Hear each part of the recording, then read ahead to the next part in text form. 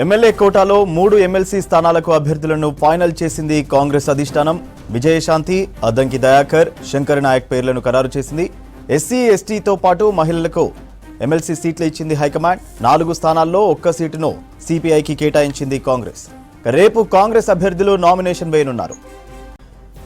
అద్దంకి దయాకర్ చాలా ఏళ్ల నుంచి కాంగ్రెస్ లో ఉన్నారు. గతంలోనే ఆయనకు వచ్చిన ఎమ్మెల్సీ టికెట్ త్రుటిలో తప్పిపోయింది. రాష్ట్రానికి కొత్తగా వచ్చిన ఇన్ఛార్జి మీనాక్షి నటరాజన్ను తనకు ఎమ్మెల్సీ టికెట్ ఇవ్వాలని అద్దంకి కోరినట్టు సమాచారం. మరోవైపు ఎస్టీ కోటాలో శంకర్ నాయక్ కు టికెట్ ఇవ్వాలని ఇటీవల తనను కలిసిన సీఎం రేవంత్ రెడ్డిని కోరారు మాజీ మంత్రి జానారెడ్డి. అయితే అనూహ్యంగా తెరపైకి వచ్చారు మాజీ ఎంపీ విజయశాంతి. మహిళల కోటాలో ఆమెకు ఎమ్మెల్సీ టికెట్ కేటాయించినట్టు తెలుస్తోంది. డీటెయిల్స్ షరీఫ్ అందిస్తారు. షరీఫ్, కాంగ్రెస్ ఎమ్మెల్సీ అభ్యర్థుల పేరు ఖరారైంది కదా, అప్డేట్స్ ఏంటి? అభ్యర్థుల ఆశావాళ్లకు తెరబడిందని చెప్పాలి. ఎప్పుడెప్పుడా అని ఎదురు చూస్తున్నటువంటి ఫైనల్ లిస్ట్ ఏఐసిసి అధిష్టానం రిలీజ్ చేసింది. కేసీ వేణుగోపాల్ ఉత్తర్వులు జారీ చేశారు. మొత్తం సంఖ్యాపరంగా కాంగ్రెస్ పార్టీకి సంఖ్యాపరంగా 4 సీట్లు వస్తే అందులో మిత్రపక్షం సిపిఐకి ఇవ్వాలనేది ముందుగానే పిసిసి మహేష్ గౌడ్ ఒత్తిడి తెచ్చారు. మిత్రపక్షానికి మిత్రబంధం కలగొద్దనేటువంటి ఒపీనియన్తో ఖచ్చితంగా సిపిఐకి ఇవ్వాలనేటువంటి అంశాన్ని పిసిసి ఆయన ఒపీనియన్తో ఉండే అదే ఒపీనియన్ని మీనాక్షి నటరాజన్కి కూడా అదే విషయాన్ని చెప్పారు.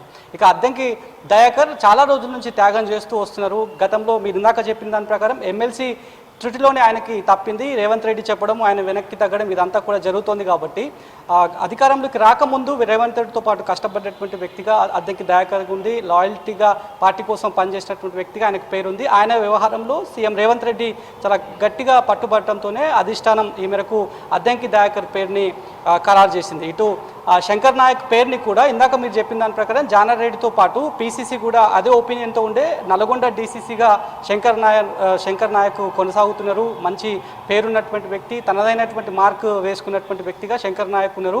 ఎలాంటి కాంట్రవర్షియల్కి తావు లేకుండా మెదిలినటువంటి వ్యక్తిగా శంకర్ నాయక్కి పేరుంది. ఖచ్చితంగా ఆయనకి ఈ ఎమ్మెల్సీ టికెట్ అవకాశం ఇస్తే పార్టీకి ఎంతో మేలు జరుగుతుంది. ఆయన నమ్ముకొని ఉన్నటువంటి క్యాడర్కి కూడా ఎంతో మేలు జరుగుతుంది. నూతన ఉత్తేజం వస్తుంది అనేటువంటి విషయాన్ని పిసిసి మహేష్ గౌడ్ శంకర్ నాయక్ పేరుని తీసుకురావడానికి ఆయన కూడా ఒత్తిడి తెచ్చారు. జానారెడ్డి కూడా ఆయనకు సంబంధించినటువంటి పేరుని మొన్నటి మీటింగ్లో సీఎంతో భేటీ అయినటువంటి సందర్భంలో జానారెడ్డి కూడా చెప్పారు. ఎందుకంటే తన శిష్యుడిగా శంకర్ నాయక్ ఉన్నారు. డీసీసీగా పనిచేసినటువంటి చాలా పార్టీకి సంబంధించినటువంటి గ్రామ స్థాయిలో మండల స్థాయిలో ఏ యాక్టివిటీ జరిగినా ముందుండేటువంటి వ్యక్తిగా ఆయనకు ఉంది. కాబట్టి సో ఆ అంశాల్లో ఇటు పిసిసి చెప్పడము, ఆ తర్వాత జానారెడ్డి సీనియర్ నేత ఆయన చెప్పడము, ఇవన్నీ కలగలుపుకొని ఢిల్లీ అధిష్టానం మాత్రం ఈ మేరకు నిర్ణయం తీసుకుంది. ఇక విజయశాంతి పేరు మాత్రం అనూహ్యంగా వచ్చింది. మొన్న దాదాపు 2 రోజుల క్రితమే ఆమె పేరుని బయటికి వచ్చింది. ఆమె ఈ రకంగా ఎక్స్పెక్ట్ చేస్తున్నారు, ఢిల్లీ నేతలతో టచ్లో ఉన్నారు, లాబియింగ్ చేస్తున్నటువంటి చర్చ జరిగింది. కానీ అనూహ్యంగా మహిళా కోటాలో విజయశాంతి పేరుని ఖరారు చేశారు.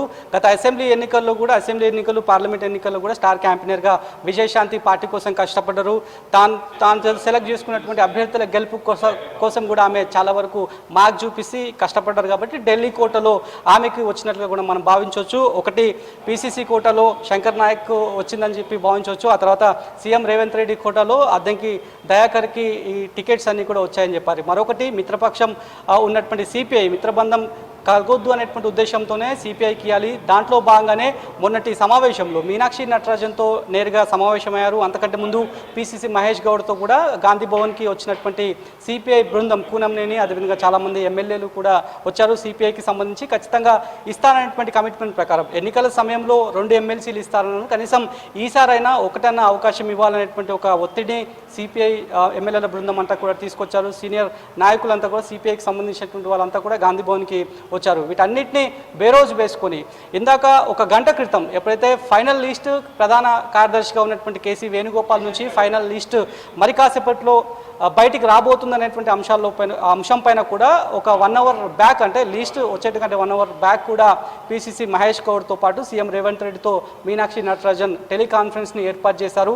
ఎవరెవరి పేర్లను సిఫార్సు చేయబోతున్నారు రాష్ట్ర అధినాయకత్వం అనేటువంటి విషయం పైన మళ్ళొకసారి షార్ట్ లిస్ట్కి సంబంధించి డిస్కస్ చేశారు. ఆ డిస్కషన్లో సమయంలో కూడా పిసిసి మహేష్ గౌడ్ శంకర్ నాయక్ పేరు చెప్పడము, అదేవిధంగా రేవంత్ రెడ్డి కూడా అద్దంకి దయాకర్ పేరు చెప్పడము, చాలాసార్లుగా పార్టీ కోసం ఆయన సాక్రిఫైస్ చేస్తూ వస్తున్నారు. ఎక్కడ కూడా ఎలాంటి ఒక రాంగ్ వర్డ్ కూడా పార్టీకి అగెనిస్ట్గా మాట్లాడినటువంటి వ్యక్తిగా ఆయనకు పేరు లేదు కాబట్టి సో ఖచ్చితంగా ఆయన డిజర్వే ఈ సీట్కి అనేటువంటి ఒక ఒపీనియన్కి ఇద్దరు కూడా రావడం, ఇటు రేవంత్ రెడ్డి దాంతోపాటు పిసిసి మహేష్ గౌడ్ కూడా రావడంతో వీళ్ళిద్దరికి కూడా లైన్ క్లియర్ అయిపోయింది. సో విజయశాంతికి సంబంధించినటువంటి విషయంపైనే చాలామంది తనకు మహిళా కోర్టులో ఇచ్చారు. సో అక్కడ ఎస్సీ ఎస్టీకి న్యాయం చేస్తూనే మహిళా కోర్టును కూడా కన్సిడర్ చేసింది అధిష్టానం, రాష్ట్ర అధినాయకత్వం కూడా అదే అంశాలను కన్సిడర్ చేసింది అనేటువంటి ఒక పొలిటికల్ చర్చన అయితే జరుగుతుంది. దాదాపు ఒక 4 పోస్టులకు గాను 40 మంది ఆశావాహులు ఉన్నారు. కానీ ఈసారి మాత్రం ఈ ముగ్గురికి మాత్రమే పార్టీ పరంగా అవకాశం వరించిందని చెప్పాలి.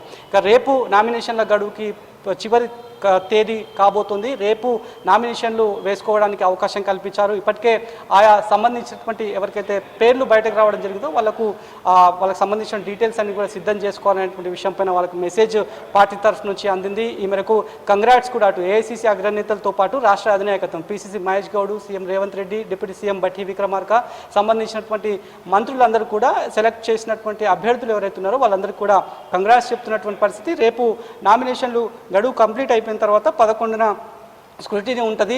నామినేషన్ వేసినటువంటి వివరాలన్నీ కూడా సక్రమంగా ఉన్నాయా, బైలాస్కి తగ్గట్టు ఉన్నాయా లేనటువంటి స్క్రూటినీ ఉంటుంది. స్క్రూటినీ తర్వాత మళ్ళీ 13న విత్డ్రాకు సంబంధించినటువంటి ఉపసంహరణ నామినేషన్ల గడువు ఉంటుంది. ఆ తర్వాత 20న ఎన్నికలు జరగబోతున్నాయి. అదే రోజు కౌంటింగ్ జరగబోతుంది. కాబట్టి సో పూర్తి స్థాయిలో ఉన్నటువంటి 4 సంఖ్యాపరంగా వచ్చినటువంటి 4 సీట్లలో ఒకటి సిపిఎంకి వెళ్తే మిగతా రిమైనింగ్ సీట్స్ అన్ని కూడా అధికార కాంగ్రెస్ పార్టీ కైవసం చేసుకోవడానికైతే పూర్తి విధాల శతవిధాల కృషి అయితే చేస్తున్నట్టు తెలుస్తుంది.